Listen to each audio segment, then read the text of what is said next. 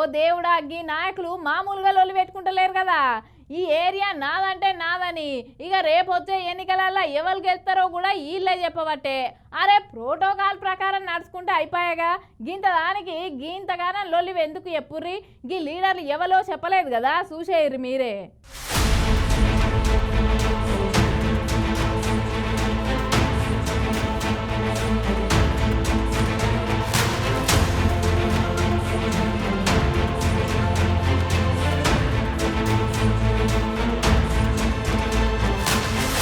నిన్న సికింద్రాబాద్ అడ్డగుట్ట కాడ కళ్యాణ్ లక్ష్మి చెక్కులు పంపించేసేందుకు సికింద్రాబాద్ ఎమ్మెల్యే పజ్జన్న ఆడికి వచ్చిండు.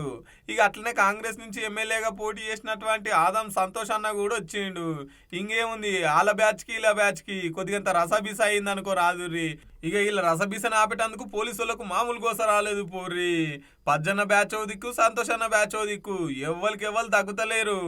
ఇక పోలీసు వాళ్ళు అటో ఇటో వాళ్ళ నీళ్ళ నాగబట్టిర్రు. ఇక ఏమైంది పజ్జన, ఎందుకు గీతీర్ల లొలి పెట్టుకుంటున్నారు, ఏంది ముచ్చట అని చెప్పి మైకులు ముంగట పెడితే గిట్లా అనుకొచ్చిండు.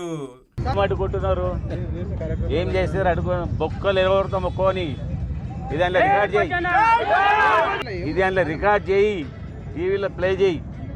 తప్పు చేసిన ఏమైనా కొడుకు ఉంటే వాడు భయం పడతాడు, చేస్తాడు. చేత కానీ దద్దమ్మలంతా ఇవన్నీ ఎన్నికలలో ఎక్కడ పోతున్నారు. ఒక కార్పొరేటర్ గెలవరు, హైదరాబాద్ సిటీలో ఒక ఎమ్మెల్యే గెలవరు. ఇవన్నీ మీరు కళ్ళతో చూస్తూ ఉంటారు. అప్పుడు ఏం చేయాలి? ఈ కాకిగోళలు చేస్తుండాలి. దీనికి మేము బెదురుతాం. నాకు 40 ఏళ్ళు అయింది, ఈ ఇంచు జరగం మేము అడిగేది. రెండోది, మా కార్యకర్తలు ఎట్లా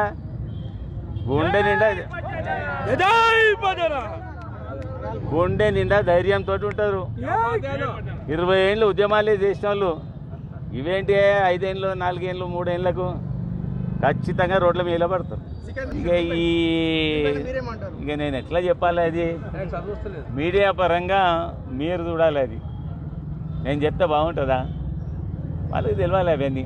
అగో అడ్డుకుంటే బొక్కలు ఇరగొడతాడట. జనాలంతా తులం బంగారం వేది పథకాలు ఏవని చెప్పేసి వీళ్ళని అడుగుతున్నారట. అసలు ఇక వచ్చే ఎలక్షన్లలో ఒక కార్పొరేటర్ కూడా గెలవరు, మీరు ఏం చేసిరా అని చెప్పేసి పజ్జన్న అనుకొచ్చిండు. ఇవన్నీ నేను కూడా ఒక ప్రాంతానికి ఎమ్మెల్యేను కదా, అక్కడ అడుగుతా ఉన్నా. 10 ఏళ్ళకి వస్తే 30 ఏళ్ళు దాటేస్తున్నారు.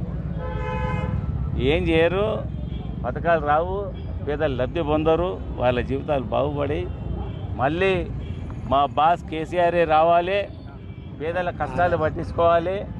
ఆయన ఉన్నప్పుడంతే ఇవన్నీ మేమేం చూడలేదు. ఒక ఎమ్మెల్యేగా సంపూర్ణంగా సంతోషంగా ఉన్నట్టు నేను ఈ 1 ఇయర్ నుంచి నా ఇంటికెళ్ళి కొన్ని కింద పడిండి వచ్చి రాలి అడుగుతూ ఉన్నారు. ఎంతమందికి చెప్పాలి? బంగారం అడుగుతూ ఉన్నారు, అది అడుగుతున్నారు, ఇది అడుగుతున్నారు. అమ్మ చెప్పిన వాళ్ళం మేము కాము. కేసీఆర్ ఇచ్చిన ప్రతి వాగ్దానాన్ని అప్పట్లో నెరవేర్చిండు. ఇప్పుడు మా ప్రభుత్వం లేదు. ఎవరైతే శుభ్ర వాగ్దానాలు ఇచ్చిర్రో పోయి వాళ్ళని అడగండి. బట్టలు చింపరు, ఉత్త అడగకూడరు అని చెప్తున్నాం. ఇక ఇవే మైకులు ఆదం సంతోష్ అన్న ముంగటి తీసుకుపోయి పెడితే, అయ్యా పద్మారావు గారు, మొన్ననే పార్లమెంట్ ఎన్నికలలోనే మొత్తం తెలిసిపోయింది. 6 నెలల కింద ఎమ్మెల్యే ఓట్లు అప్పుడు ఎన్ని వచ్చినాయి, ఇప్పుడు ఎన్ని వచ్చినాయి, పార్లమెంట్ ఎన్నికలలోనే మొత్తం తెలిసిపోయింది.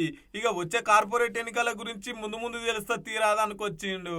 అయ్యా పద్మారావు గారు, మీరు తెలుసుకున్న విషయం ఏంటంటే, మొన్న జరిగినటువంటి పార్లమెంట్ ఎలక్షన్లో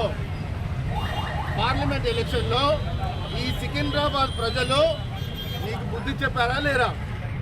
6 నెలల బట్టే నువ్వు ఏ స్థాయిలో కాంగ్రెస్ ఏ స్థాయిలో మరి అభిమానించిందో ప్రజలు, మరియు నీకు ఏ స్థాయిలో అంటే నువ్వు గెలిచినప్పటికీ ఎంపీకి 6 నెలల లోపట్నే నువ్వు 3వ స్థానానికి నీకు ప్రజలు అవకాశం ఇచ్చింది.